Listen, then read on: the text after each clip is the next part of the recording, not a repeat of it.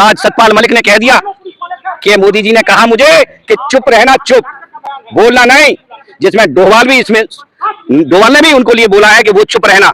तो चुप आदमी कब तक रहेगा, कब तक मौन रहेगा? आखिर उसके दिल में दर्द तो होता है, हिंदू है और हिंदू ने हिंदू को मरवा दिया, 40 जवानों को की औरतों को विधवा कर दिया। असली सफाया करने वाले अगर करो तो तुम बीजेपी के सबसे बड़े तो नेता, उनका सफाया करो ना। वो है असली भूमाफिया। सेंगर था जिसने लड़की का बलात्कार किया, उसके माता पिता को मरवा दिया, उसके वकील को मरवा दिया, उसको सजा कानून ने दी। अगर उसने गलत काम किया था तो उसको जेल से निकाल करके उसके साथ में भी यही व्यवहार करो कि मारो को, उसमें भी गोली। सरकार के ही नुमाइंदे हैं, सरकार के ही नुमाइंदे हैं जिन्होंने गोली चलाई है। मैं जय श्री राम बोलता हूँ, मैं जय श्री राम बोलता हूँ। मैं भी राम का भक्त हूँ, सीताराम मैया का भक्त हूँ मैं। वो राम के भक्त हैं। अरे गाड़ी पलटी थोड़ी है महाराज, पलटी नहीं है, वो गाड़ी पलटाई है। सरकार अपना भय दिखाना चाहती है, हर एक पॉइंट बाई पॉइंट, हर एक 2-4 महीने में या उसमें ये पॉइंट बाई पॉइंट दिखाती है। 40 आदमियों के खिलाफ मैंने हाई कोर्ट में मुकदमा किया हुआ है, भूमाफिया के खिलाफ। हिंदू मुस्लिम करा के मिटाएंगे क्या? हिंदू मुस्लिम करके मिटा देंगे, हिंदू को खत्म कर देंगे? इस ढंग से देखता हूं मैं, क्योंकि जो आज भूमाफिया की स्थिति आज हमारे उत्तर प्रदेश में है,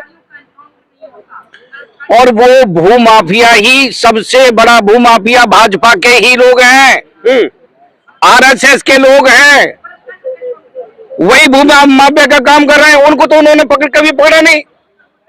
तो योगी आदित्यनाथ उन तमाम भूमाफियाओं को साफ करने का काम तो कर ही रहे हैं। ये बिल्कुल झूठ है। अभी हमारे डिस्ट्रिक्ट बुलंदशहर में बहुत सारे ऐसे भूमाफिया है। आज भी मैं उसके लिए, आज मैं बुलंदशहर में आया हूँ भूमाफिया के लिए, डीएम से गुहार लगाने के लिए कि जिन्होंने अवैध कब्जा किया हुआ उनके खिलाफ कार्रवाई क्यों नहीं करते हैं। आज मैं अपने गांव की स्थिति बताता हूँ। मेरे 40 आदमियों के खिलाफ मैंने हाई कोर्ट में मुकदमा किया हुआ है भूमाफिया के खिलाफ, और आज तो सरकार ने नहीं सुना।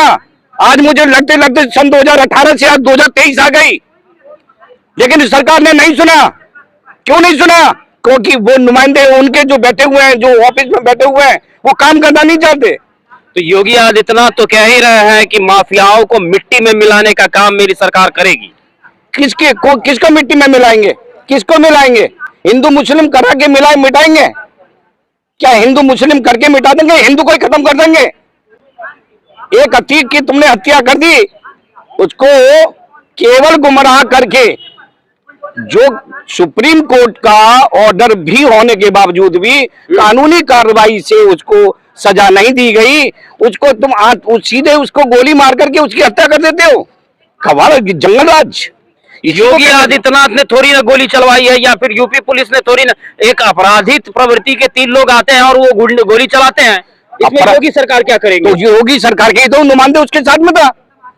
अरे जो बीजेपी के जो नुमाइंदे हैं वही तो लोग मारेंगे। वो जय श्री राम का नारा लगा रहे हैं और पुलिस मतलब जो भी लोग जय श्री राम का नारा लगाएंगे वो बीजेपी के हो जाएंगे। जी, वो बीजेपी के जय श्री राम का। मैं भी हिंदू हूँ, मैं भी जय श्री राम का नारा लगाता हूँ। मैं बीजेपी का थोड़ी ना हूँ। मैं जय श्री राम बोलता हूँ।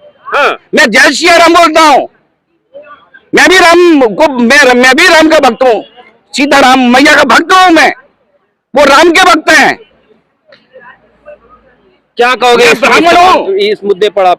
मैं तो यही कहना चाहता हूँ, जिस तरीके से ये सरकार अपना रवैया अपना रही है, उस तरीके से सरकार अपने सिस्टमेटिक तरीके से अपराधियों को मिटाना चाहती है। अगर यही अपराधी कानून के थ्रू सजा पाकर ही अगर दोषी पाए जाते या कोई भी सजा मिलती तो उसमें जनता का विश्वास और ज्यादा बढ़ता। अगर ऐसे ही जनता का विश्वास कैसे बढ़ेगा जब कानूनी प्रक्रिया से आने के बाद 40 साल तक अब यही बता रहे हैं कि अब ये 40 लोगों पर जो है वो मुकदमा किए हैं और 2007 से लेकर 2001 तक अभी सुनवाई नहीं हो पाई। कानून व्यवस्था तो लचर है ना। बिल्कुल, कानून सुनो, एक तरफ सरकार ये कहती है कि हमारे प्रशासन का या कानून का इतना व्यय है कि अपराधी जुर्म करने से कांप रहे हैं, मगर वहाँ 3 अपराधी क्यों पहुंच गए? इतने प्रशासन के सामने 3 अपराधियों ने बाद में अतीक अहमद और उनके भाई अशरफ अहमद के क्यों गोली मार दी? इसका मतलब प्रशासन का कोई भय ही नहीं है। भय क्योंकि वही आदमी गोली मार सकता है प्रशासन के सामने जो शासन में मिला हुआ होगा, जो सरकार में मिला हुआ होगा वही तो शासन के खिलाफ लड़ सकता, जाके पुलिस के सामना कर सकता है। अगर वो शासन से जो भय मारेगा वो क्यों जाएगा? या तो उनका डायरेक्टली संपर्क सरकार के नुमाइंदों से है, इसलिए उन्होंने गोली चलाई है। सरकार के नुमाइंदे हैं, सरकार के ही नुमाइंदे हैं। सरकार के ही नुमाइंदे हैं जिन्होंने गोली मैं चलाई है। इसे इस रूप से देखता हूं कि ये सरकार सामने के गोली चलवाई है। एक सरकार ये पैदा करना चाहती है जनता के अंदर भय कि हमारा इतना बड़ा भय है कि हम जिसको चाहे वहां जहां मरवा सकते हैं, कोर्ट कोई मान्य नहीं रखता। भय दिखा रही है सरकार सरकार, अपना भय भय दिखा दिखाना चाहती है, हर एक पॉइंट बाई पॉइंट, हर एक 2-4 महीने में या उसमें ये पॉइंट बाई पॉइंट दिखाती है। अगर वो कोर्ट के थ्रू ही अपना जुर्म कबूल करते या करते तो इसमें जितने भी राजनीतिक तथ्य हैं वो खुल के सामने आते, सबकी पोल खुलती। क्योंकि गुंडे जो पैदा करते हैं वो नेता ही पैदा करते हैं, गुंडा आपस में कोई पैदा नहीं होता, ये नेता ही लोग पैदा करते हैं। ये तो सरकार का बहुत बड़ा एहसान है कि उसकी गाड़ी को पलटा नहीं। अगर गाड़ी को पलट देते, ये तो मार देते, ये तो वहीं मार देते, गाड़ी पलट करके दिखा देते हैं कि भूमाफिया मारा गया। तो गाड़ी पलट जाती है तो इसमें सरकार क्या करेगी? क्या सरकार नहीं पलटती? अरे वो गाड़ी थोड़ी ना जाके वहां गाड़ी पलट, अरे गाड़ी पलटी थोड़ी है महाराज, पलटी नहीं है, वो गाड़ी पलटाई है। अब किस बात के में है? गाड़ियों को पलटाया जाता अच्छा एक है। बात बताइए, उमेश पाल की जिस वक्त हत्या हुई आप लोगों ने उस वक्त तो कुछ नहीं कहा, और आज जब अतीक अहमद एक माफिया मारा गया तो आप लोग जो है मतलब बवाल कर रहे हैं। उमेश पाल की हत्या हुई, हाँ। चलो उसमें कानूनी प्रक्रिया करके पूरी छानबीन करके सजा दी जाती। ये कोर्ट ने थोड़ी सजा दी है, उन्हें कोर्ट ने थोड़ी सजा दी है, उनका एनकाउंटर हुआ है। मानो कि उमेश पाल की हत्या पे तभी तो उन्हें सजा दी जाती, मानते हैं फांसी की सजा दी जाती, मगर कानून के थ्रू दी जाती ना। खुद ही थोड़ी सजा दे दोगे, किसी को खुद ही सजा नहीं दे सकते। जंगल राज है। न्यायालय सुप्रीम कोर्ट जंगल राज और है, ये यूपी में किस लिए जंगल बैठे राज। हैं, सिस्टम किस लिए बैठा है? किसी अपराध को तरीके भी बद्ध तरीके से समझकर और उसको घोषित कर तब सजा देने के लिए बैठा है। डायरेक्टली सजा दे दोगे? उमेश पाल की उमेश पाल की हत्या का सभी को दुख है, बताइए, क्योंकि कोई भी भारत आप कोई गलत काम करते हैं तो सीधे आपको गोली मार दी जाएगी। क्या आपने सेंगर था जिसने लड़की का बलात्कार किया, उसके माता पिता को मरवा दिया, उसके वकील को मरवा दिया, उसको सजा कानून ने दी? अगर उसने गलत काम किया था तो उसको जेल से निकाल करके उसके साथ में भी यही व्यवहार करो कि मारो को उसमें भी गोली। अगर बलात्कारी लोग हैं तो बलात्कारियों को गोली से मारो ना, ये तो फिर बलात्कार करेंगे। अगर है हिम्मत सरकार के अंदर में तो मारे। तो मतलब आप ये आरोप लगा रहे हैं कि ये जो शूट आउट हुआ है इसमें योगी सरकार का हाथ? बिल्कुल 100% योगी सरकार का। योगी सरकार को इससे क्या लाभ मिलेगा? योगी सरकार का वाहवाही जीतने के लिए, क्योंकि 2024 का चुनाव आने वाला है, इसलिए योगी सरकार की तो और मुसीबत बढ़ गई नहीं बढ़ी है।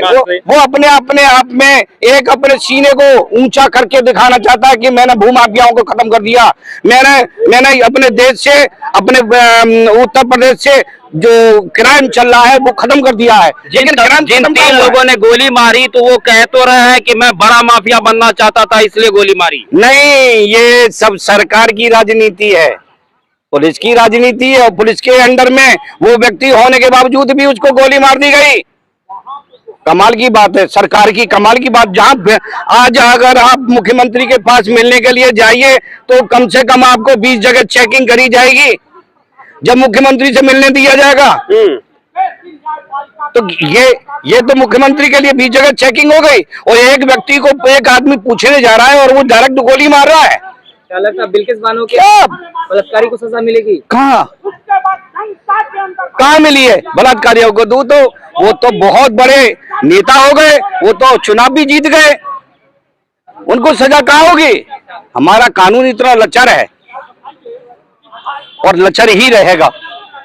जब तक योगी और मोदी रहेंगे तब तक लचार ये लोग जो प्रवृत्ति चल रही है कानून की लचर, ये ऐसी ही रहेगी जब तक बीजेपी रहेगी। जो इसमें उत्तर प्रदेश में जो है माफियाओं का ट्रेंड हद से ज्यादा बढ़ता जा रहा था, उसका सफाया कर रहे हैं योगी, उनका विरोध कर रहे हैं। कौन सफाया? कितनी सफाई कर दी बताओ? ठीक है ना, दिन ब दिन जो है कहाँ सफाया किया? सारे असली सफाया तो अभी हुआ ही नहीं है। जो असली सफाया करने वाले अगर करो तो तुम बीजेपी के ये सबसे बड़े तो नेता, उनका सफाया करो ना, वो है असली भूमाफिया। आप इसको किस रूप से देखते हैं? बहुत सारे भाजपा नेता या आरएसएस के नेता या जैसे बाबा धाम वाले जो बाबा बागेश्वर हैं, वो हिंदू राष्ट्र की मांग करते हुए नजर आते हैं। हिंदू राष्ट्र में नहीं है महाराज।